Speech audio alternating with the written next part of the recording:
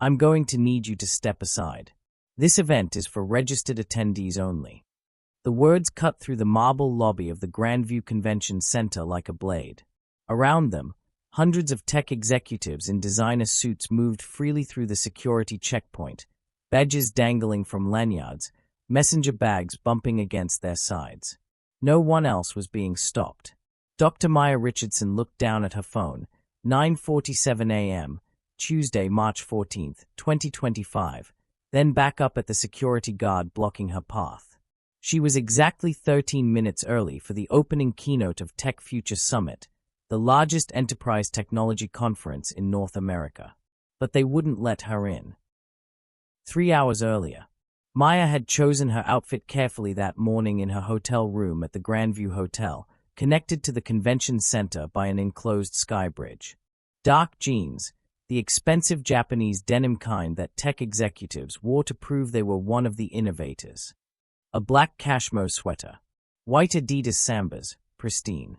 Her only jewelry was a vintage Patek Philippe watch that had belonged to her grandfather, mostly hidden by her sleeve, and small gold hoops in her ears. The uniform of Silicon Valley. Comfortable. Unassuming. Deliberately casual. She'd pulled her natural hair into a simple bun, applied minimal makeup, and grabbed her worn North Face backpack, the one she'd carried since MIT, now covered in faded stickers from conferences past. Inside, her laptop, a notebook, her favorite fountain pen, breath mints, and her phone charger. No special badge holder. No VIP indicators. Just another attendee. Or so she intended to appear. Maya had attended TechFuture Summit for 12 consecutive years, but never like this. Usually, she was ushered through private entrances, escorted by publicists, surrounded by executives. This year, she'd specifically requested to arrive alone, to see the conference through the eyes of a regular attendee, to understand what the experience was really like. Her chief of staff, Jennifer, had argued against it. "Maya, you're the keynote speaker. You're literally on every banner. Someone will recognize you." "Maybe," Maya had replied. "But I want to walk through that main entrance just like everyone else. I want to see how the systems actually work." Now, standing in the hotel lobby at 6:43 a.m., she understood that her own privilege had blinded her. She'd assumed that just like everyone else meant she'd blend in seamlessly. She hadn't accounted for how she'd be seen.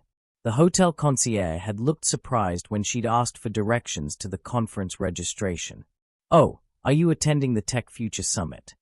The emphasis on "you" had been subtle but unmistakable. "Yes," Maya had said simply.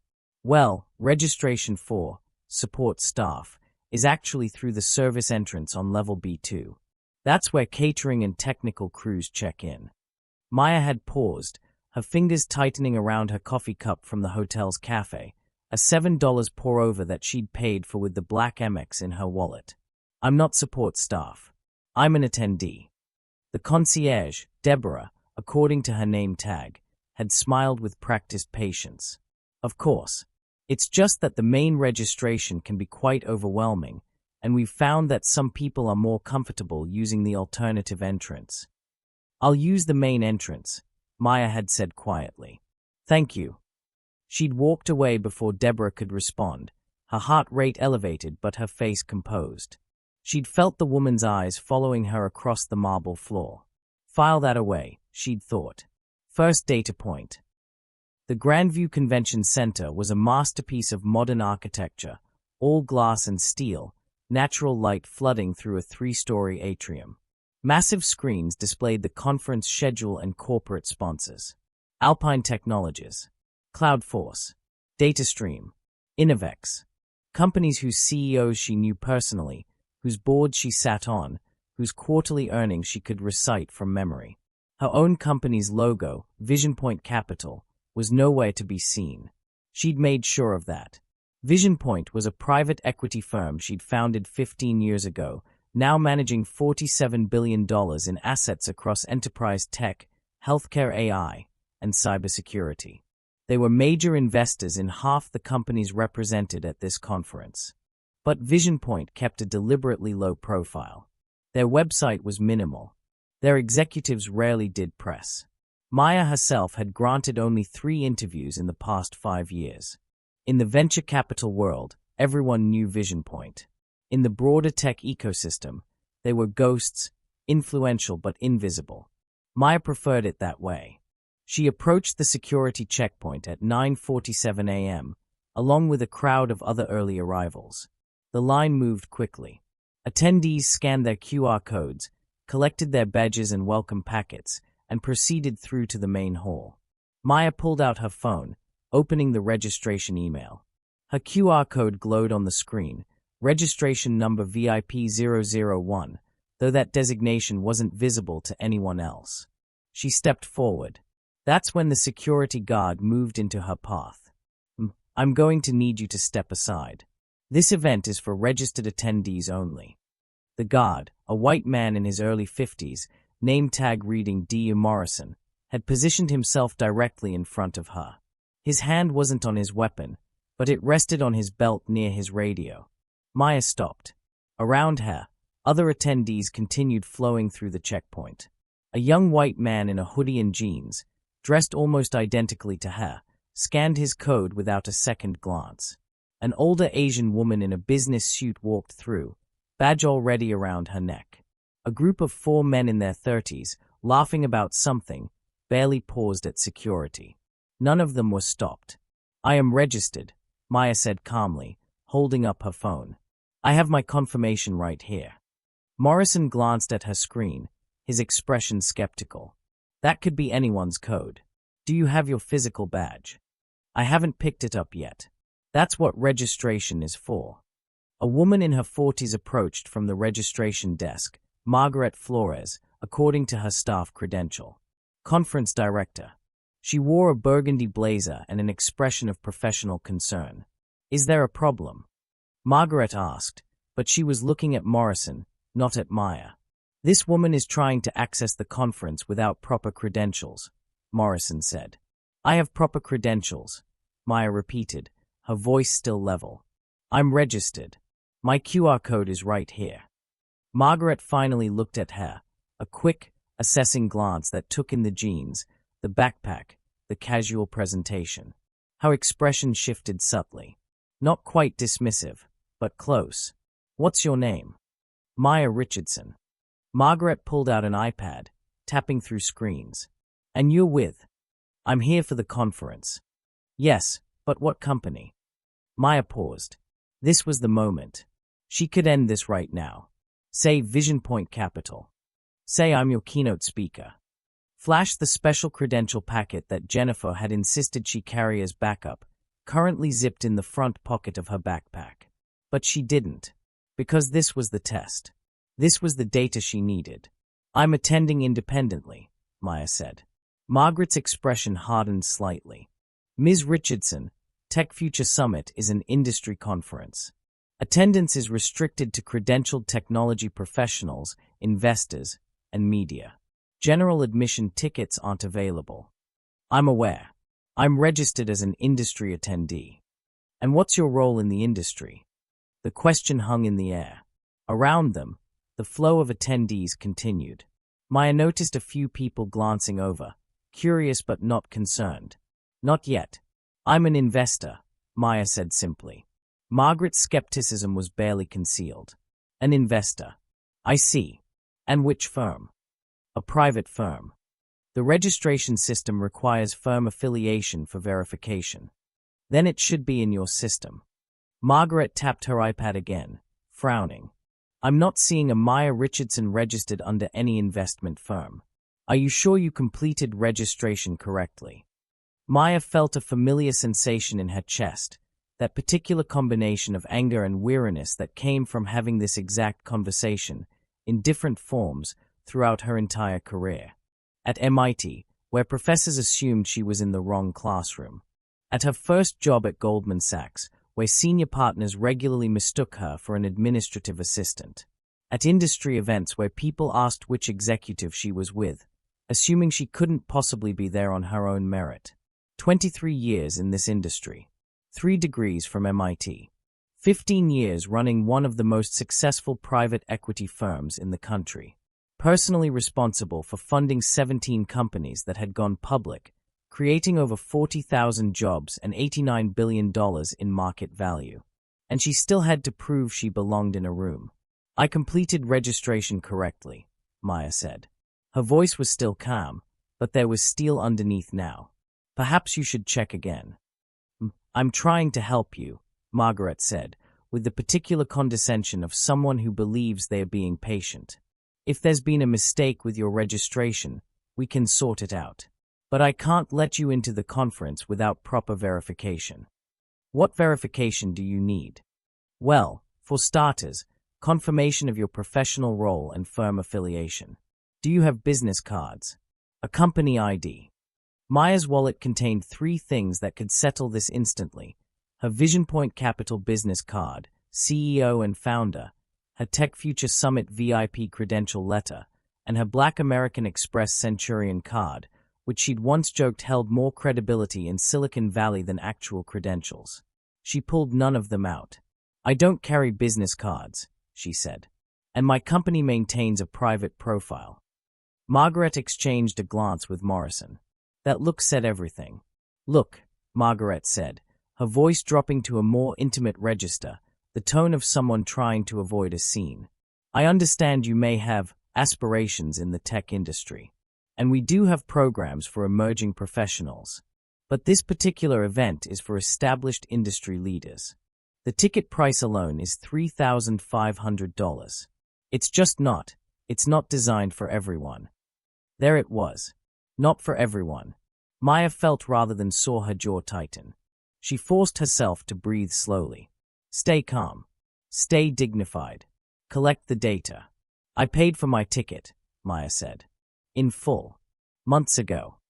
Then you should have received a confirmation email with your badge access code. Can you show me that email? Maya pulled up her email, found the confirmation, and held out her phone. Margaret barely glanced at it. These emails are easily forged. We've had issues with people trying to sneak into the conference in the past. I'm sure you understand we need to maintain security. You're letting everyone else through without this level of scrutiny. Everyone else has proper credentials. So do I. They were at an impasse. Morrison shifted his weight, his hand moving closer to his radio. I'm going to need you to step aside so we can sort this out without blocking the entrance. Other attendees need to get through. Maya looked at the crowd behind her, all moving freely through security now that she'd been separated from the line. She looked at the grand hall beyond the checkpoint, where early arrivals were collecting coffee and networking. She looked at her watch, 9:52 a.m. The keynote began at 10 a.m. Her keynote. 1 moment, Maya said. She pulled out her phone and sent a quick text. Margaret's expression tightened. Who are you texting? Someone who can verify my registration. That's not. Look, I really need you to step aside now. Security, please escort her to the holding area. The holding area. Maya repeated. Where we can verify credentials without disrupting the conference flow. Morrison moved closer. Not threatening. Not yet. But the implication was clear. Maya had a choice. She could resist, verbally, not physically, because she was too smart for that, and escalate this into something uglier. Or she could comply, collect more data, and see exactly how far this would go. She chose compliance. Lead the way, she said quietly. As Morrison guided her toward a side corridor, his hand not touching her but hovering near her arm in a gesture of control, Maya noticed a young woman with her phone out, recording. Good, Maya thought. Document everything. They put her in a windowless conference room labeled Staff Only, Conference Management. Gray walls, fluorescent lighting, a table with 6 chairs, and a water cooler in the corner. Morrison stood by the door. Maya sat down and placed her phone on the table, screen up. 9:54 a.m. Margaret entered with another staff member, a younger white man in his 30s with the nervous energy of someone who'd been pulled into a situation above his pay grade. His name tag read Kevin Schultz, Operations Manager. Ms. Richardson, Margaret began, sitting across from Maya. I appreciate your cooperation. Now, if we can just sort out this registration issue. There is no issue, Maya interrupted gently. I'm registered. I have my confirmation. I have my QR code. What I don't have is an explanation for why I'm being treated differently than every other attendee. Kevin shifted uncomfortably. Margaret's expression remained professionally neutral. We treat all attendees equally, Margaret said. But we also have security protocols that you're selectively enforcing, that we enforce when there are questions about credential authenticity. And what raised questions about mine? The pause was telling. Your registration was flagged in our system, Margaret said finally. Flagged how? As requiring additional verification. Why? Another pause. I'm not at liberty to discuss our internal security algorithms. Maya leaned back in her chair. She was good at this, the calm, measured questioning that revealed more through what wasn't said than what was. 15 years of board meetings, investor pitches, and hostile takeovers had honed this skill to a razor's edge. Let me guess, Maya said. Your system flags registrations that don't match certain patterns. Solo attendees without large firm affiliations. Registrations that use personal email addresses instead of corporate ones. First-time attendees who haven't been vetted by your industry gatekeepers. Margaret's micro-expression confirmed it. It's a fraud prevention measure, Kevin interjected, apparently trying to be helpful. We've had issues in the past with. With what? Maya asked. Kevin faltered. With unauthorized individuals attempting to access the conference. And how do you determine who's unauthorized? Well, they don't have proper credentials, or their background doesn't match the conference demographic, or. He trailed off, realizing the hole he was digging. Maya's phone buzzed.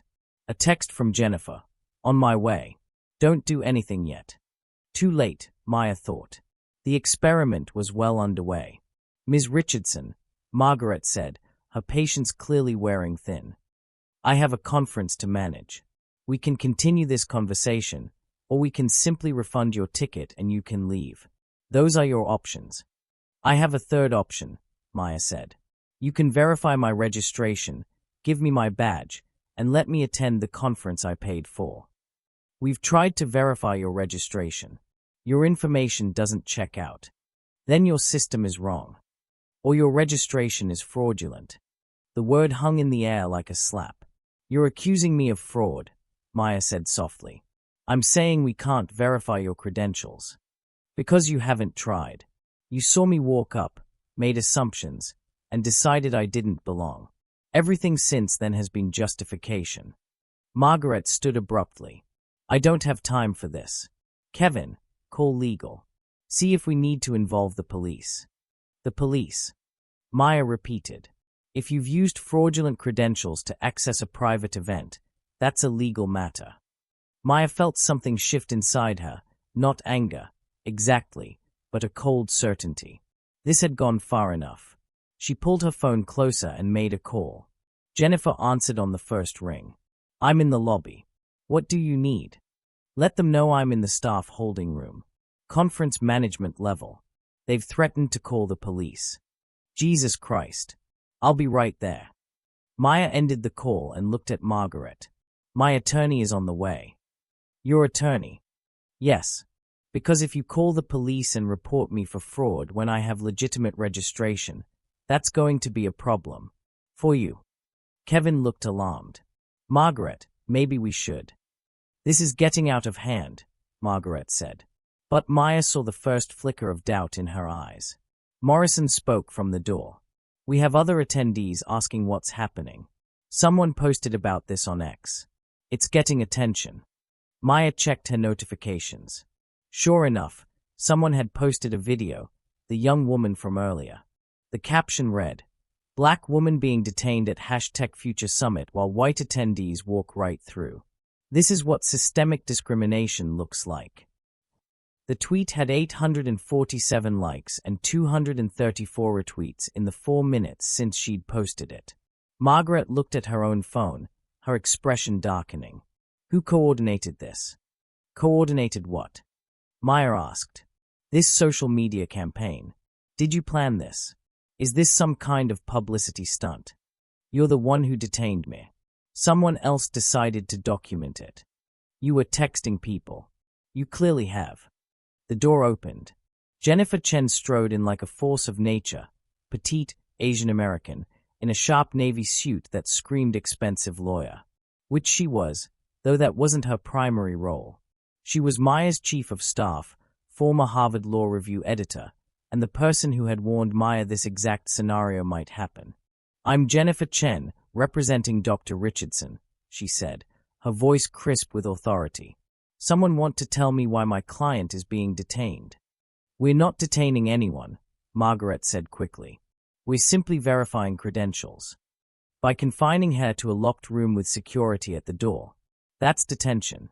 And since she has valid registration, it's also false imprisonment." "She doesn't have valid." Jennifer slapped a folder on the table. "Registration confirmation. Payment receipt. VIP credential letter from conference leadership, personally signed by your CEO Marcus Brennan. Dr. Richardson is not just an attendee.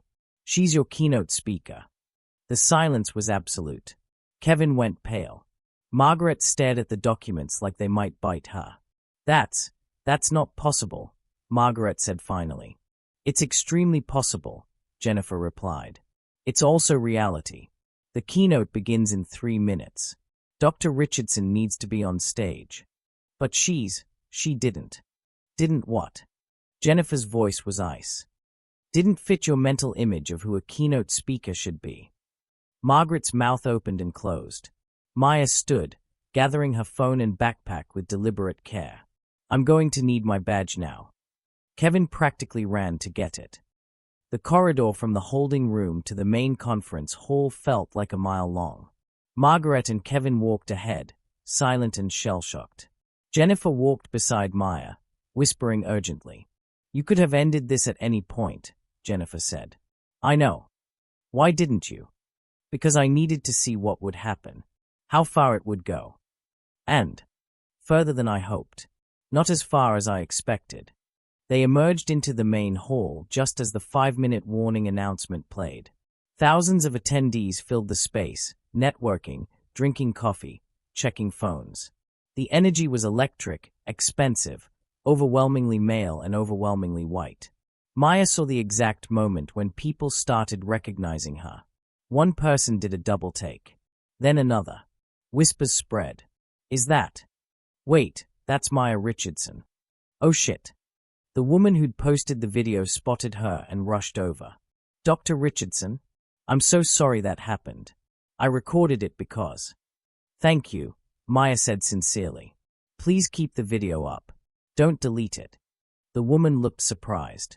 Really? People need to see."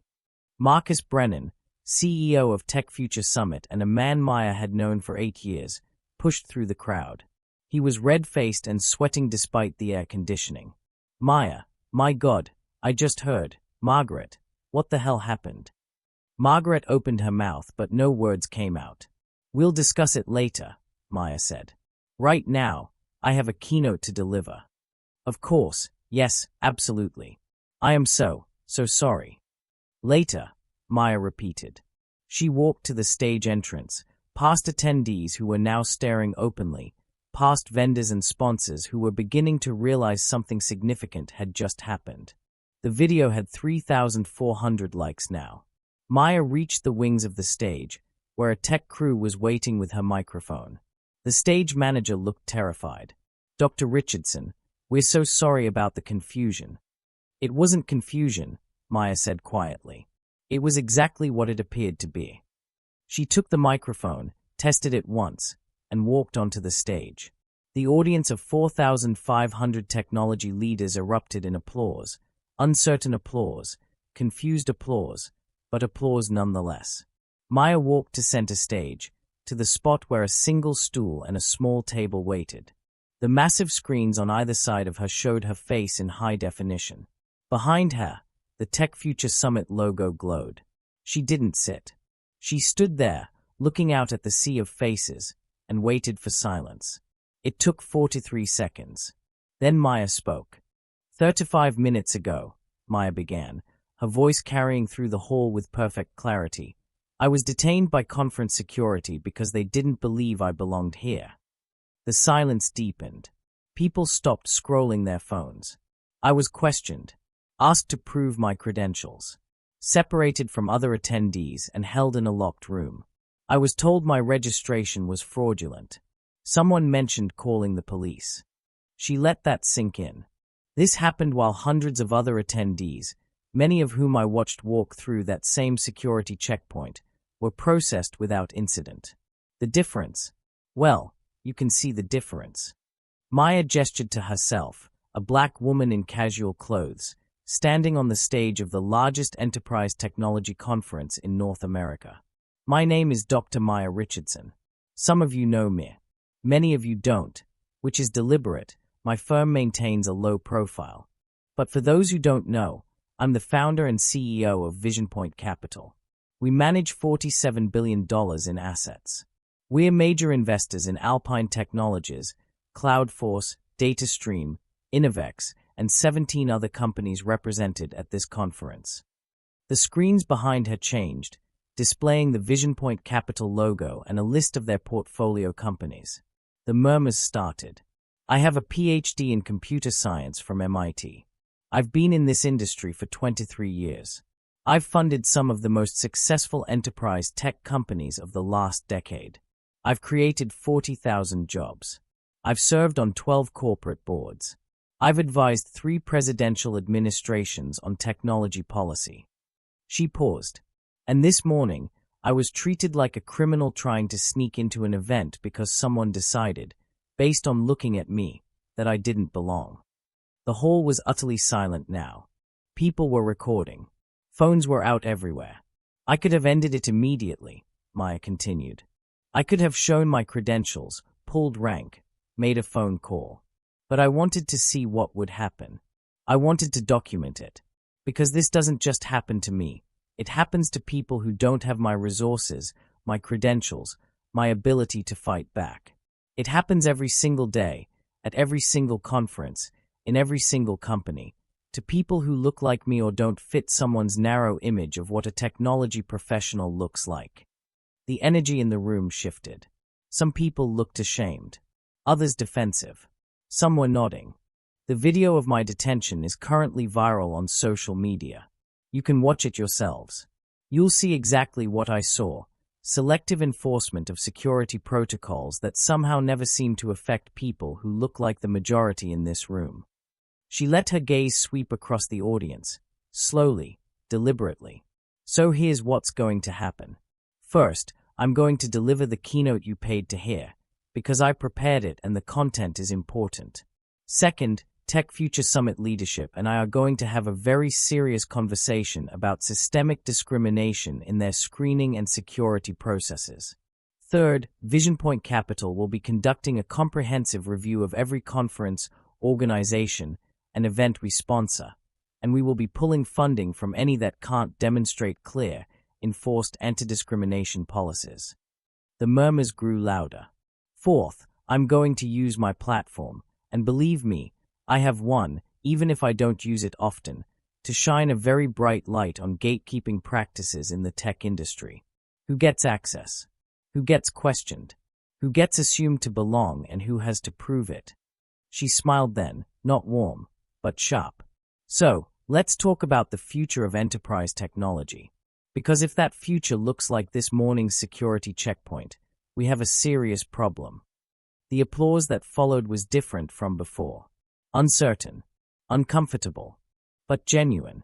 Maya sat on the stool and began her actual keynote, a deep dive into AI governance and ethical technology development. But the damage was done. The tone was set. Every person in that room knew they'd just witnessed something that would have consequences. They just didn't know how severe. The keynote lasted 48 minutes. Maya delivered it flawlessly, data-driven, insightful, occasionally pointed. When she mentioned the importance of diverse perspectives in technology leadership, the irony wasn't lost on anyone. When she finished, the standing ovation was longer than the applause from the night before's opening reception. Whether it was genuine appreciation or performative guilt, Maya couldn't tell. Probably both. Backstage, Marcus Brennan was waiting with his entire executive team. They looked like people facing a corporate firing squad.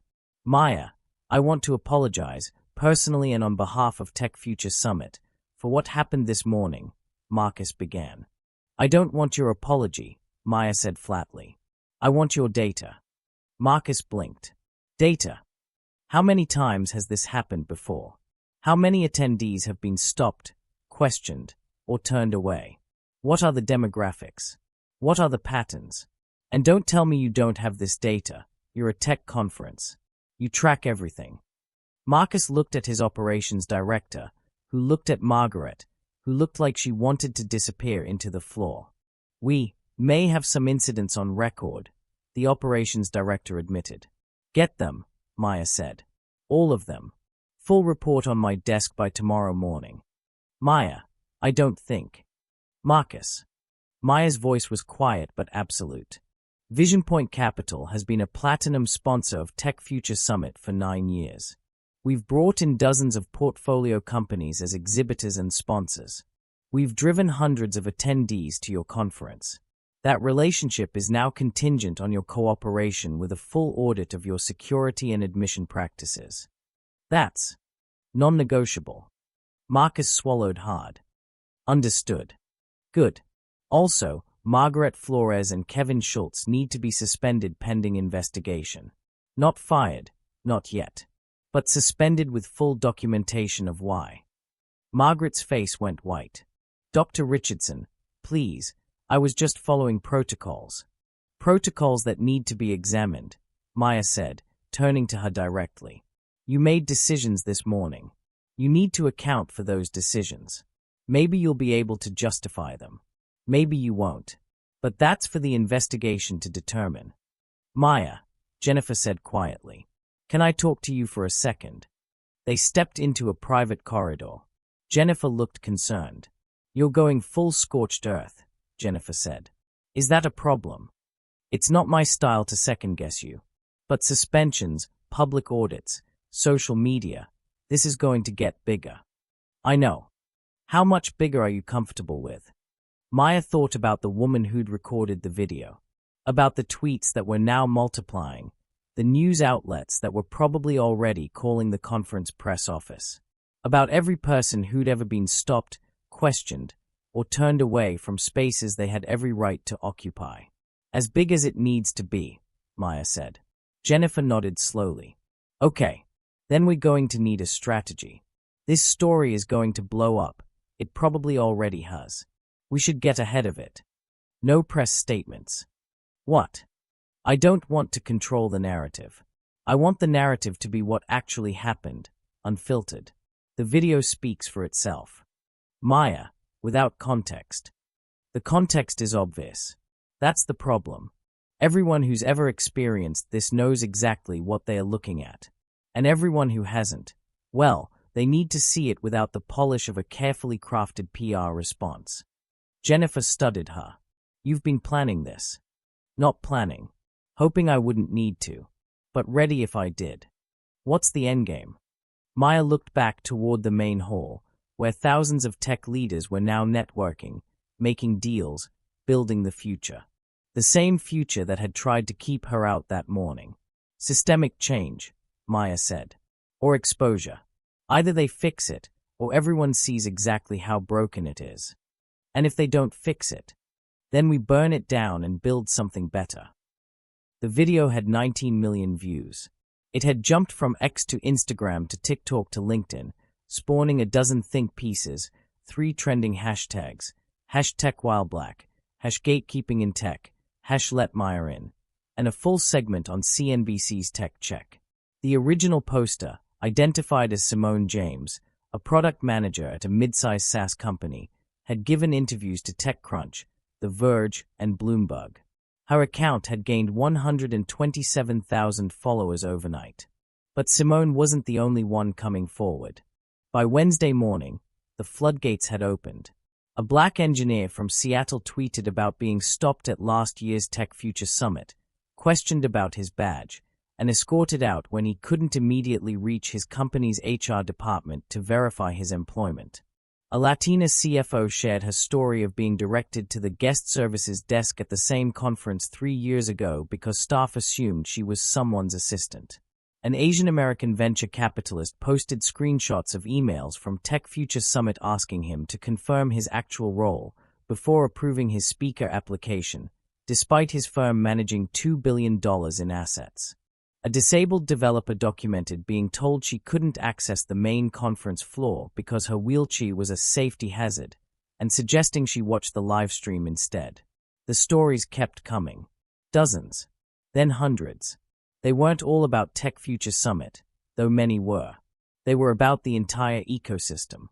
Other conferences, company headquarters, investor meetings, job interviews, awards ceremonies. The pattern was undeniable.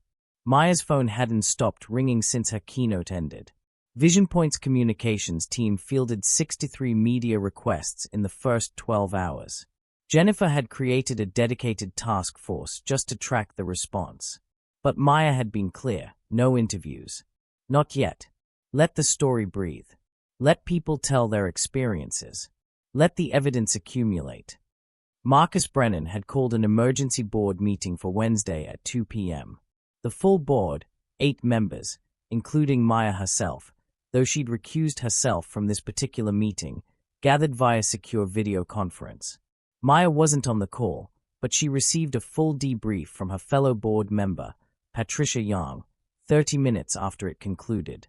It was brutal, Patricia said. They were sitting in Maya's hotel suite. She'd extended her stay specifically for this. Marcus presented the preliminary report.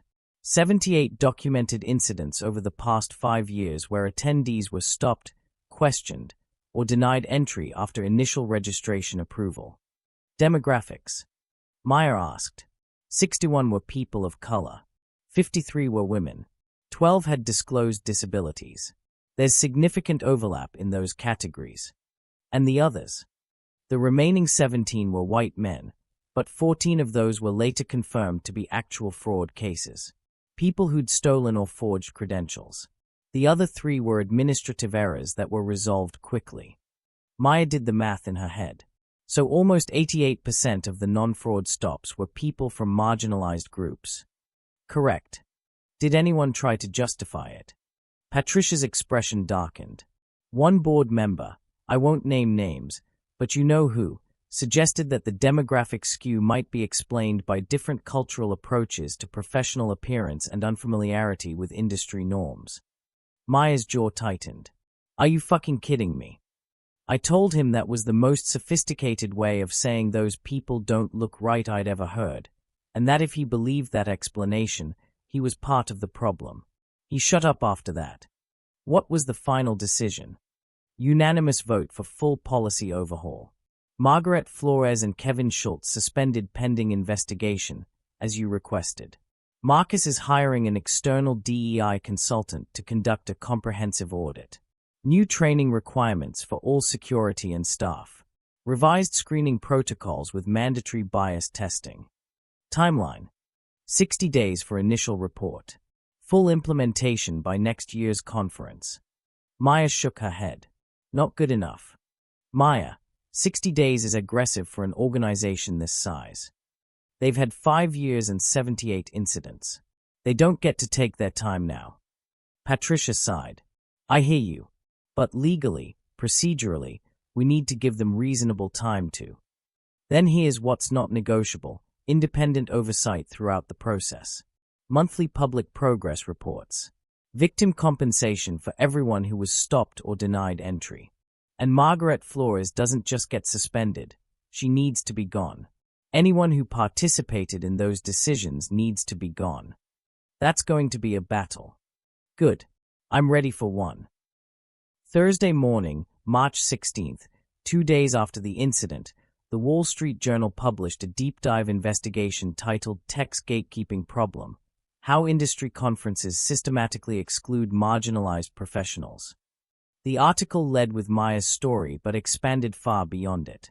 Reporter Amanda Chen had interviewed 4 to 7 people across the tech industry, executives, developers, investors, conference organizers, and uncovered a pattern so pervasive it was almost invisible to those who'd never experienced it. Key findings. 73% of Black tech professionals reported being questioned about their credentials at industry events, versus 12% of white professionals. 64% of women reported being mistaken for support staff or companions rather than attendees. 51% of professionals with visible disabilities reported accessibility barriers or outright denial of access. Conference security protocols disproportionately flagged registrations from individuals at smaller firms, independent consultants, or attendees without elite university backgrounds. The article quoted Meyer extensively, pulled from her keynote speech, but also gave voice to dozens of others who'd stayed silent for years, afraid that speaking up would damage their careers. One quote hit particularly hard. From a senior engineer named Marcus Williams, no relation to Marcus Brennan. "I've been stopped at conferences 16 times in 8 years. 16. My white colleagues. Never. Not once. They walk through with coffee in hand, laughing, barely glancing at security. I have my badge ready, my registration pulled up, my business cards in hand, and I still get questioned. Every single time, I think, this is the time they'll believe me. And every single time, I'm wrong.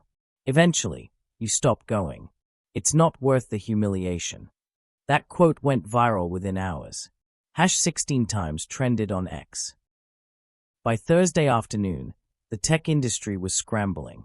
Alpine Technologies issued a statement announcing an immediate review of their own corporate events and conference sponsorships. Cloudforce CEO personally called Meyer to apologize for any experiences she or others may have had at Cloudforce-sponsored events, and offered to fund an independent study on tech industry gatekeeping. Innovex announced a new policy. They would only sponsor conferences that could demonstrate clear, enforced anti-discrimination protocols with third-party verification. 6 other major tech companies followed suit within 24 hours. 4 conference organizations besides TechFuture Summit preemptively announced policy reviews, clearly hoping to avoid becoming the next viral incident. The shift was seismic. Sudden. And, Meyer recognized, probably temporary unless they maintained pressure. "This is the danger point," she told her team in a Thursday evening strategy session. VisionPoint's senior partners had gathered, some in person, most via video, to discuss their response strategy. "Everyone's talking about change," Meyer continued. "Everyone's issuing statements. But talk is cheap. Statements are meaningless. If we don't push for concrete, measurable, sustained action, this wave of attention will crest and crash, and nothing will fundamentally change." "What do you propose?" asked David Chen, VisionPoint's chief investment officer and Meyer's oldest friend in the firm. "We make it expensive to not change," Meyer said. VisionPoint manages $47 billion across 89 portfolio companies. "We have board seats. We have voting power. We have influence. We use it." "Specifically?" another partner asked. Meyer pulled up a presentation on the screen. She'd been working on it for the past 36 hours. Proposal 1. VisionPoint adopts a mandatory inclusive access policy for all companies in our portfolio. Any company that hosts conferences, events, or professional gatherings must implement verified anti-discrimination protocols, third-party audits, and public reporting. Non-compliance results in reduced investment or divestment. "That's aggressive," someone said. "It's necessary," Meyer replied. Proposal 2. We establish a $50 million fund for discrimination litigation and policy reform. Tech professionals who face discrimination at industry events can access legal support. We also fund policy research and advocacy. Meyer, that's basically declaring war on half the conference industry, David said. No, Meyer corrected. It's declaring war on discrimination. If the conference industry has a problem with that, they've told us everything we need to know. The partners exchanged glances. Meyer could see the calculation happening, the business risk, the reputational impact, the potential backlash. Then Patricia Yang, attending via video, spoke up. "I'm in. Everything Meyer's proposing, I support it." "Same," David said. If we're not willing to use our capital to drive actual change, what's the point of having it? One by one, the other partners fell in line. Unanimous, Maya said, allowing herself a small smile. Let's draft the policies. Over the following week, the dominoes continued to fall. Monday, March 20th, 3 additional tech conferences announced policy changes, including eliminated appearance-based screening and mandatory bias training for all staff. Tuesday, March 21st, the National Technology Conference Coalition, representing 47 industry conferences, issued new voluntary guidelines for inclusive access, directly citing Maya's case as motivation. Wednesday, March 22nd, a class action lawsuit was filed against 2 major conference organizations by 73 plaintiffs alleging systematic discrimination. VisionPoint's litigation fund provided legal support. Thursday, March 23rd, Congress announced hearings on discrimination in professional organizations and private industry events. Maya was invited to testify. Friday, March 24th, TechFuture Summit released its full audit results, even more damning than the preliminary report. Over 140 incidents documented when all regional conferences were included. Immediate policy changes announced, including the elimination of subjective appearance-based screening entirely. The story had legs. It wasn't dying down. If anything, it was gaining momentum as more people came forward, more organizations were forced to reckon with their practices, and more of the tech industry's gatekeeping mechanisms were exposed to sunlight. Maya watched it all from VisionPoint's offices in Palo Alto, tracking every development, offering strategic guidance when asked, and maintaining her public silence except for a single tweet on Friday. Change happens when people face consequences for discrimination, not just personal consequences, but systemic ones. This is just the beginning. The tweet got 2.4 million impressions. On Friday morning, March 17th, Margaret Flores released a public statement through her attorney. I deeply regret the events of Tuesday morning at TechFuture Summit. I made judgments based on appearance and assumptions rather than facts and credentials. I let unconscious biases, which I did not recognize I held, influence my professional decisions. I caused harm to Dr. Richardson and likely to many others over the years. I accept full responsibility for my actions and the consequences that follow. I am committed to education, reflection, and doing better. But I understand that this statement means little compared to actual change, which is why I am stepping down from my position at TechFuture Summit, effective immediately. I will be working with diversity and inclusion experts to understand how I contributed to systemic discrimination and how to actively oppose it in the future. The statement was remarkable for its directness. No defensive justifications. No if anyone was offended language. Just accountability. Maya read it twice, then called Jennifer. What do you think? Jennifer asked. I think it's either genuine growth or excellent crisis management, Maya said. Which do you believe? Maya thought about Margaret's face in that holding room, the skepticism, the condescension, the absolute certainty that she was right. Then she thought about the panic when the truth was revealed. The shock. The fear. I think she's scared, Maya said. But maybe scared enough to actually learn something. Are you satisfied with her resignation? I'm satisfied that she's being held accountable. Whether she actually changes, that's on her. But at least she won't be in a position to do this to someone else. And Kevin Schultz. He was following her lead. He should face consequences, but less severe. Reassignment. Training. Probation. Give him a chance to do better. You're being surprisingly measured about this. Maya laughed without humor. I'm not trying to destroy lives. I'm trying to change systems. If Margaret learns and becomes an advocate for change, that's valuable. If she doesn't, well, she's out of power either way. Maya sat at the witness table in the House Committee on Small Business, facing a semicircle of representatives. The hearing room was packed. Journalists, advocates, tech industry observers. Representative Angela Morrison, Democrat California, led the questioning. Dr. Richardson, thank you for your testimony today. Can you describe in your own words what happened on March 14th at the TechFuture Summit?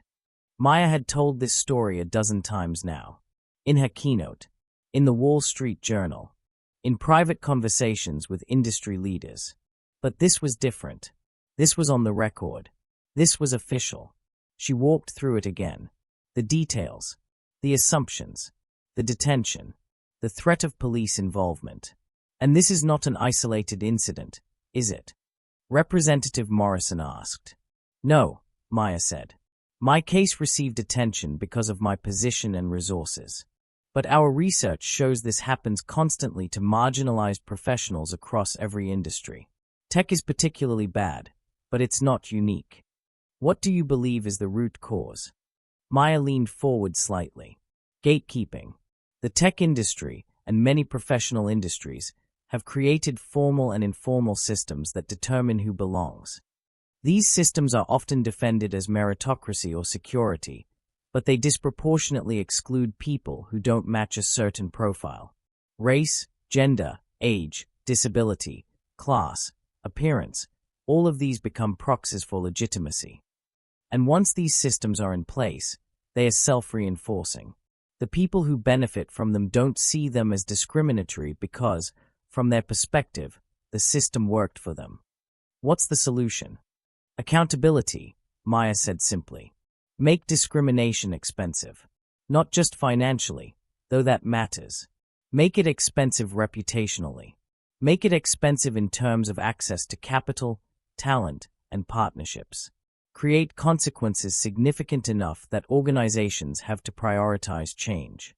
Representative David Walsh, Republican Texas, jumped in. Ms. Richardson. Dr. Richardson, Maya corrected gently. Walsh barely paused.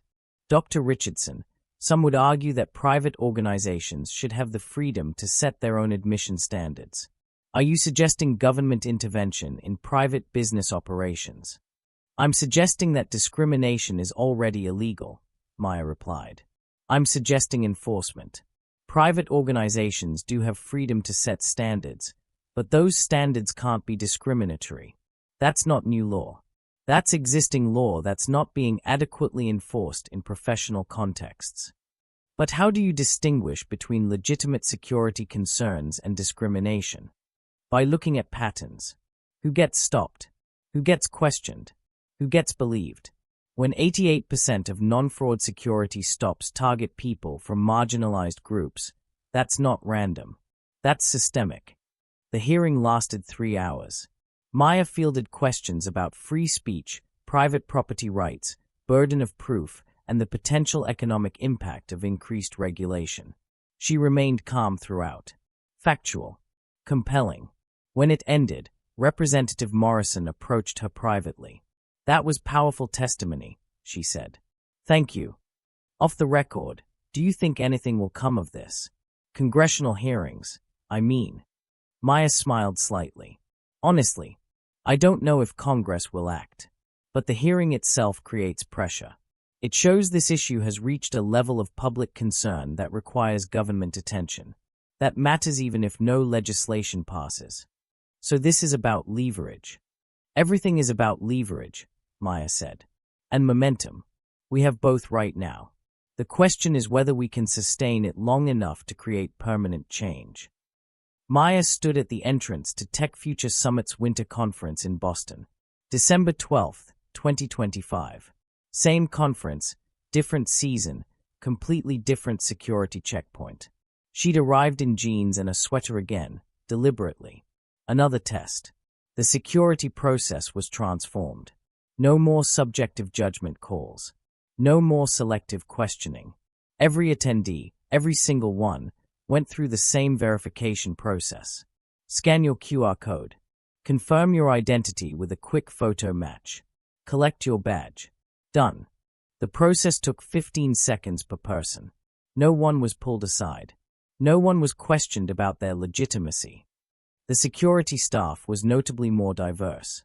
The signage explicitly stated, TechFuture Summit is committed to inclusive access.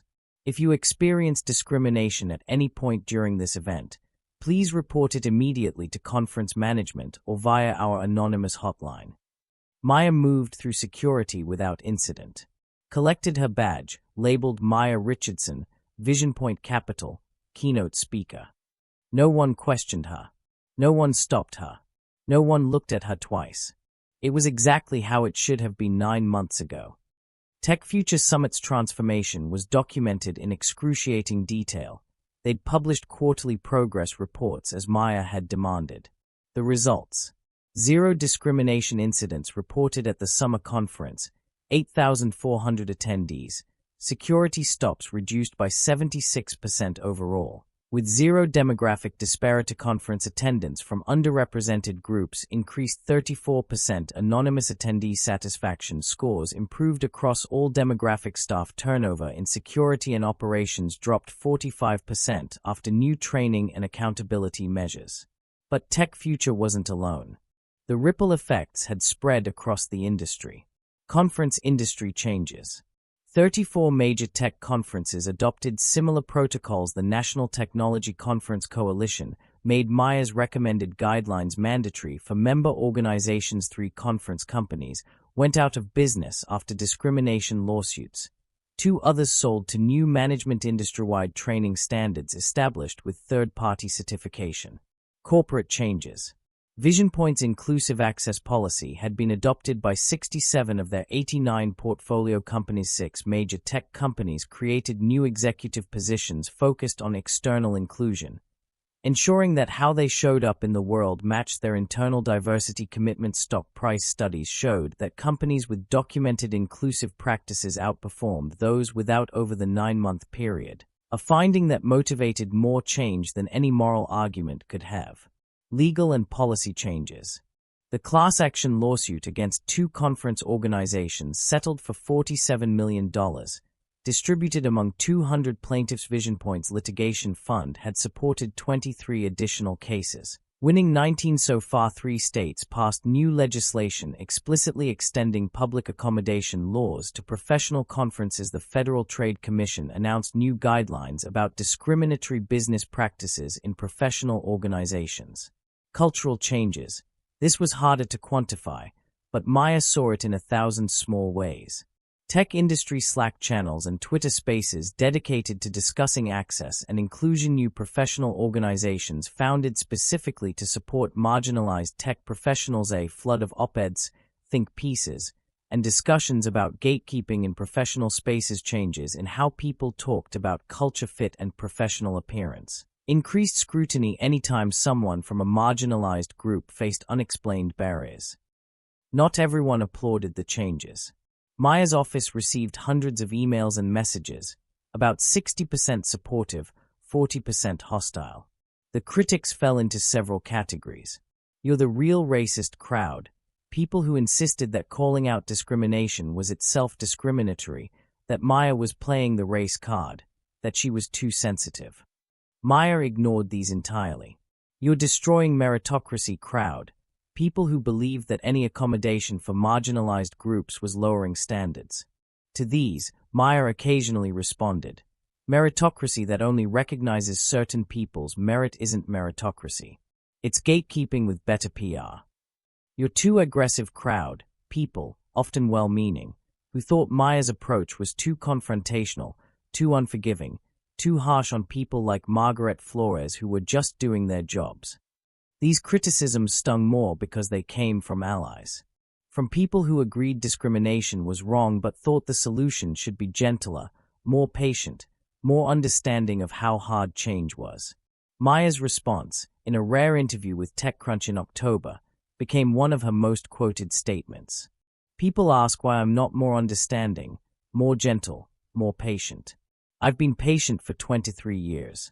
We've all been patient, for decades, for generations. Patience without consequences doesn't create change. It creates comfort for the people who benefit from the status quo. I'm done prioritizing their comfort over our dignity. The quote was controversial. It was also effective. In November, 11 months after the incident, Maya received an unexpected email. From margaret.flores.professional@gmail.com to mrichardson@visionpointcap.com. Subject: Accountability and Amends. Dr. Richardson, I don't expect you to respond to this email.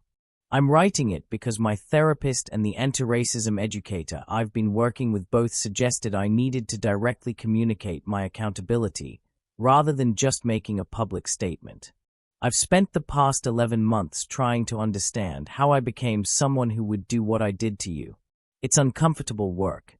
I've had to confront my own biases, my assumptions, my participation in systems that I benefited from without questioning. I learned that I stopped 5 other people besides you that day. All of them were people of color. I had justifications for each one, but when I look at the pattern, the justifications don't hold up. I was profiling. I was gatekeeping. I was using my position to exclude people who I unconsciously decided didn't fit. I went back through my 5 years at TechFuture Summit. I was personally involved in stopping or questioning at least 4 to 7 attendees. 39 were from marginalized groups. I thought I was doing my job well. I thought I was protecting the conference's quality and integrity. I didn't realize I was protecting exclusivity and discrimination. I'm not asking for forgiveness. I'm not asking you to feel sorry for me losing my job. That was a natural consequence of my actions. I'm writing to tell you that your very public calling out of what I did, as painful as it was, forced me to see something I'd been blind to. And I'm committed to using whatever privilege and insight I have now to make sure I never contribute to that kind of harm again. I'm working with 3 conference organizations now as a consultant on inclusive practices.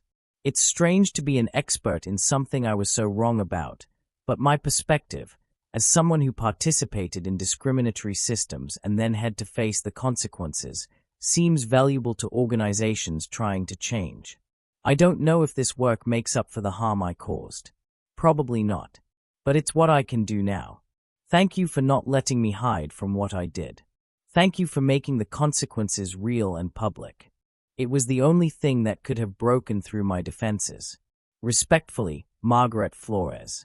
Maya read the email 3 times. Then she replied, Margaret, I appreciate your email and the work you're describing. Accountability is rare. Genuine change is rarer. I'm not in a position to grant you forgiveness. That's not mine to give. But I can acknowledge growth when I see it. If your consulting work genuinely helps other organizations avoid perpetuating discrimination, that creates value. Keep doing the work. Not for redemption, but because it's right. Maya. It wasn't warm. It wasn't quite forgiveness. But it was honest. And sometimes, Maya thought, honest was enough. Maya's keynote at the December conference was different from the one in March. This time, she walked on stage to genuine applause. No confusion, no guilt, just professional respect. The audience of 5,200 knew who she was. They'd come specifically to hear her speak. She'd titled this keynote, Building Systems That Work for Everyone. 9 months ago, Maya began. I stood on a stage very much like this one and told you about being detained by security at your conference. That speech went viral.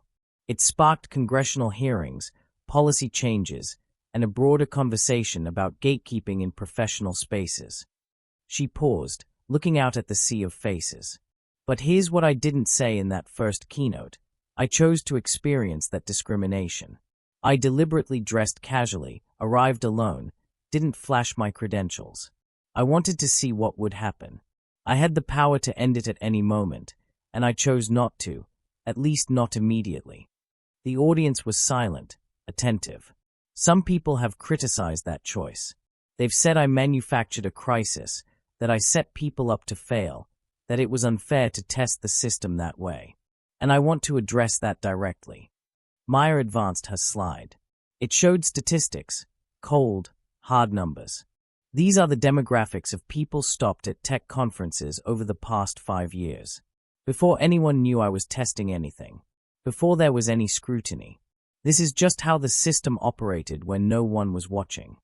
The numbers told the story: massive racial disparities, gender disparities, disability discrimination. I didn't create this problem. I documented it. And yes, I had the privilege of being able to document it from a position of power, privilege that most people facing this discrimination don't have. That's exactly why I did it.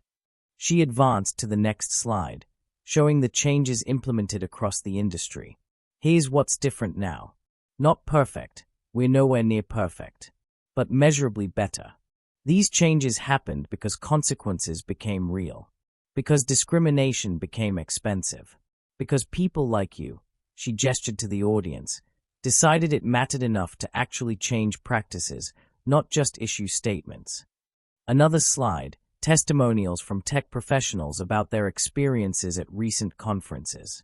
For the first time in my career, I walked through security without being questioned. James Martinez, senior engineer. I brought my wheelchair to the conference and actually had access to every session and networking space. Dr. Sarah Chen, CTO. Nobody asked me who I was with or assumed I was someone's guest. They just treated me like a professional. Keisha Williams, VP Product. Maya's voice softened. These responses, this is what success looks like. Not perfection, not the end of discrimination, but progress. Measurable, documented progress. She clicked to her final slide, a simple question. What are you willing to make expensive? Because that's the real question facing every leader in this room. We all say we value diversity, inclusion, equity. We all say discrimination is wrong. But what are we willing to make expensive enough that it actually stops? Are you willing to pull sponsorship dollars from conferences that can't demonstrate inclusive practices? Are you willing to refuse speaking engagements at events that have documented discrimination? Are you willing to lose business, face backlash, risk controversy? Or do your values only matter when they are convenient? The challenge hung in the air. I'm not asking you to be perfect. I'm asking you to be consistent, to make your external actions match your stated values, to use whatever platform, power, and privilege you have to make discrimination expensive enough that it's no longer the path of least resistance. She stepped back from the podium. 9 months ago, I told you we had a problem. Today, I'm telling you we have a choice. We can sustain this momentum and create lasting change, or we can let attention fade and drift back to comfortable gatekeeping. That choice is yours, every single day. The applause was thunderous, but Maya noticed it was also uncomfortable. Good. Comfort was the enemy of change. One of VisionPoint's most impactful initiatives had been establishing the Professional Access Justice Fund, the $50 million pool that Maya had proposed back in March. By December, the fund had supported 43 discrimination lawsuits, 32 settlements, 11 ongoing, provided legal consultation to 287 individuals, funded research on gatekeeping practices across 15 industries, supported policy advocacy in 8 states, created educational programs on inclusive event management. But the impact went beyond numbers. Maya received letters, dozens of them, from people the fund had helped. One, from a developer named Marcus Thompson, stuck with her. Dr. Richardson. 3 years ago, I was removed from a tech conference after security decided my badge was suspicious. I tried to fight it, but I didn't have the resources for a lawyer, and my small company didn't want to make waves. I ended up quietly settling and signing an NDA. When I saw what happened to you, I felt seen for the first time. Like maybe it wasn't just me. Maybe I hadn't done anything wrong. Your fund helped me challenge that NDA and speak publicly about what happened. My story helped 3 other people come forward about the same conference. We filed a class action. We won. But more than the settlement, though that matters, I got my voice back. I got to say, this happened, it was wrong, and I deserved better. Thank you for using your privilege to make space for people like me to be heard. Maya kept that letter in her desk drawer. On hard days, and there were many, she reread it. This was why it mattered. Not the headlines, not the policy changes, though those mattered too, but the individual people who could finally say, this happened, and someone believed me. In October, Maya received a call from an unexpected source, retired Judge Patricia Harmon, the first Black woman appointed to the federal bench in the Ninth Circuit. Dr. Richardson, I've been following your work since March, Judge Harmon said. I want to tell you a story. I'm listening. In 1987, I was a young attorney attending a legal conference in San Francisco. I was stopped at security. They thought I was lost, suggested I was looking for the paralegal training seminar 2 floors down. When I insisted I was a registered attorney attending the conference, they asked to see my law degree. My law degree. They didn't ask any of the white attorneys for proof. Maya closed her eyes. What did you do? I showed them my degree. I had it in my briefcase because I'd learned, even then, that I always needed to prove myself. They let me through with a non-apology. And I never spoke about it publicly because I thought it would hurt my career. I'm sorry that happened. Don't be sorry. Be effective. Which you are. Judge Harmon's voice was firm. I'm calling because I want to help. I'm retired now. I have no career to protect. And I have a lot of stories, 38 years of stories about how the legal profession's gatekeeping works. I want to share them. I want to be part of what you're building. Judge Harmon became one of the Professional Access Justice Fund's most influential advisors. Her stories, documented in a series of essays for legal journals, helped expose similar patterns in the legal profession. Other retired professionals followed her lead. A former hospital administrator who'd experienced discrimination in healthcare conferences. A scientist who'd been excluded from research symposiums. An entrepreneur who'd been denied access to venture capital events. They all had stories. They'd all stayed silent during their careers. Now, with nothing left to lose and everything to gain, they spoke. The movement grew. Maya stood in her office at Vision Point Capital, looking at the anniversary coverage. March 14, 2027. 2 years since the incident, as it had come to be known. The think pieces were still being published. What we learned from the Maya Richardson moment.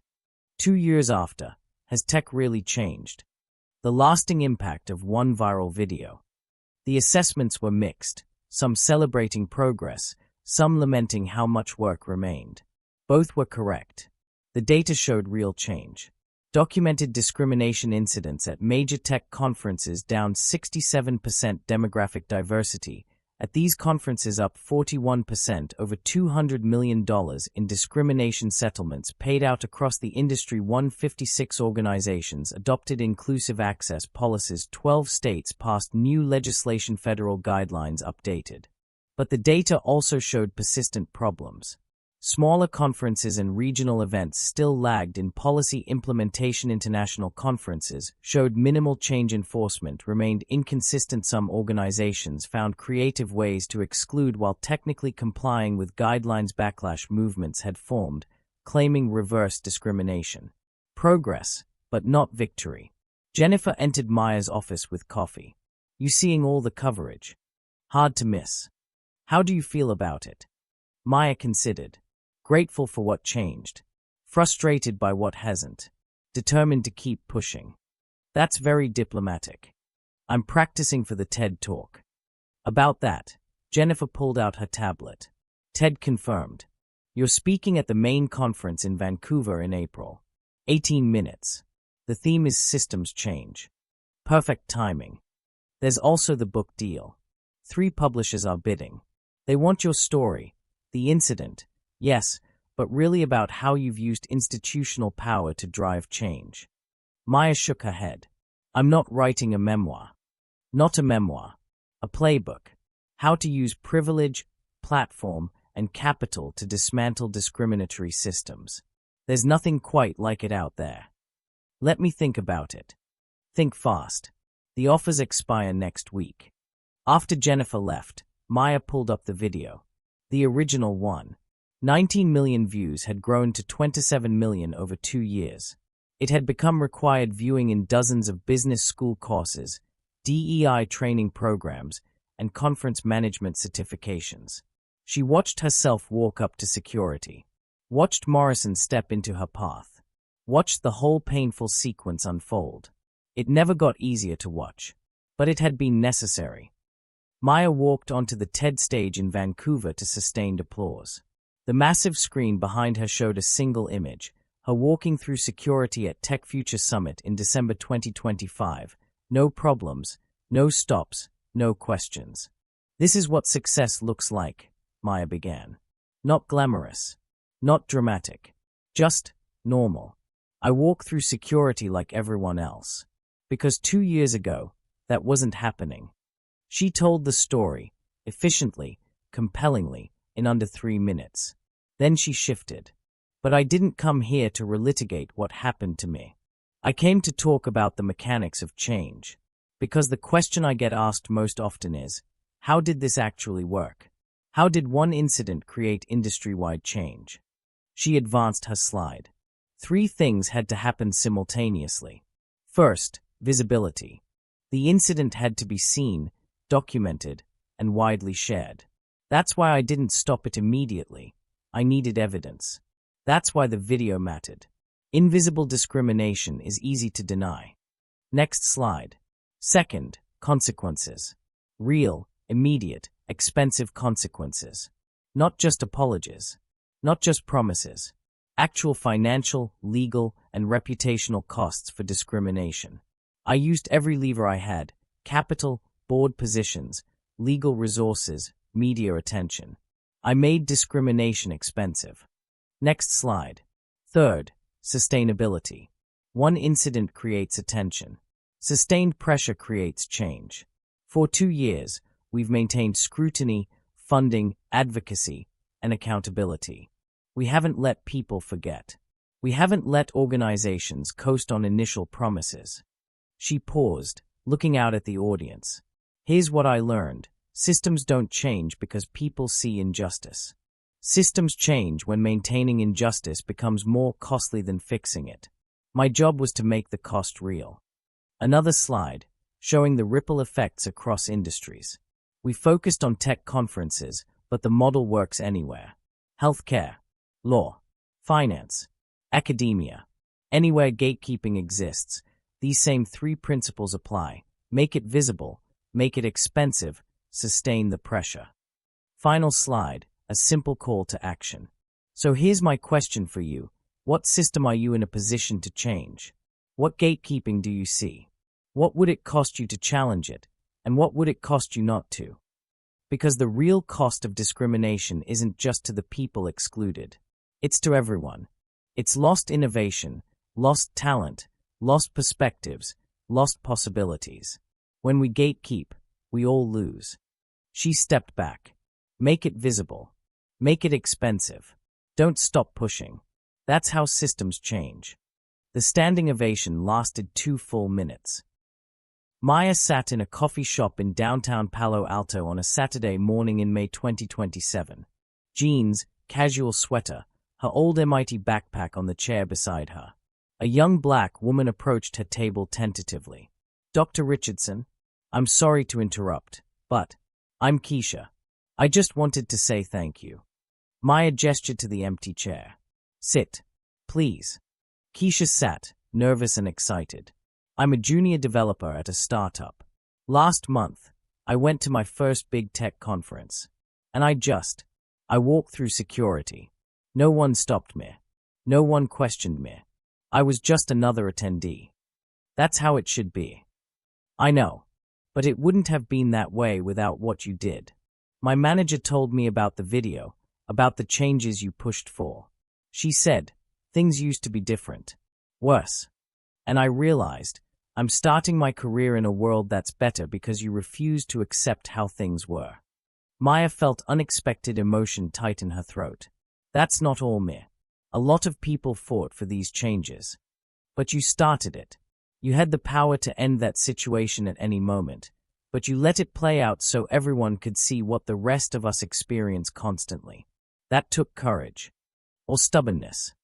Keisha laughed. Maybe both. Anyway, I just wanted to say thank you. And to tell you, I'm not letting anyone tell me I don't belong anywhere. Because of you, I know it's not about me. It's about them. After Keisha left, Maya sat with her coffee, watching people move through the coffee shop. Tech workers on laptops. Students studying. Professionals meeting. A functioning system where people just existed. Without proving themselves. Without fighting for space. It was still imperfect. Discrimination hadn't ended. Gatekeeping still existed. But it was better. And better was worth fighting for. Statistical update, May 2027.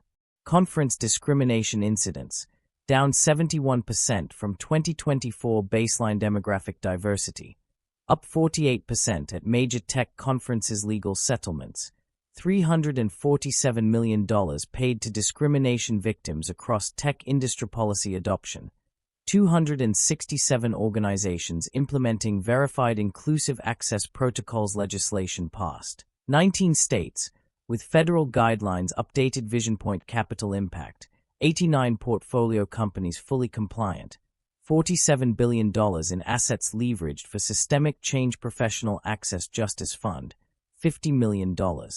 Deployed, 127 cases supported, 89 favorable outcomes. Individual stories documented, 1,847 professionals shared experiences of conference discrimination, contributing to pattern evidence and policy reform. Training programs created, 43 certification programs for conference management in inclusive practices. Media coverage, over 15,000 news articles, segments, and think pieces analyzing the incident and its aftermath. Social media reach, #WhileBlack hashtag used 4.7 million times, original video views at 31 million across all platforms. Change doesn't happen because people see injustice. Change happens when maintaining injustice becomes more expensive than fixing it. On March 14, 2025, Dr. Maya Richardson walked into a conference as a test. She walked out as a catalyst. The video lasted 4 minutes. The consequences are still unfolding. Because that's how systemic change works. One documented incident, one set of consequences, one sustained push at a time. The gatekeepers are still there. But now, people are watching. And watching makes all the difference. If you've experienced discrimination at professional events, conferences, or workplaces, you're not alone. Your experience matters. Document it. Report it. Support is available through organizations like the Professional Access Justice Fund and dozens of similar initiatives now operating across industries. If you're in a position of power or privilege, ask yourself, what am I willing to make expensive? What gatekeeping do I see? What cost am I willing to bear to create change? If you're organizing events, conferences, or professional spaces, the playbook exists. The policies have been tested. The question isn't whether you can create inclusive access, it's whether you will. Subscribe for more stories of justice, accountability, and systemic change. Share this story with someone who needs to hear it. And remember, every system was created by people. Every system can be changed by people, including you. This story is fiction, but the patterns it depicts are documented across industries. The statistics cited are based on actual research into discrimination in professional spaces. The playbook for change is real. Make it visible. Make it expensive. Don't stop pushing. That's how we build systems that work for everyone.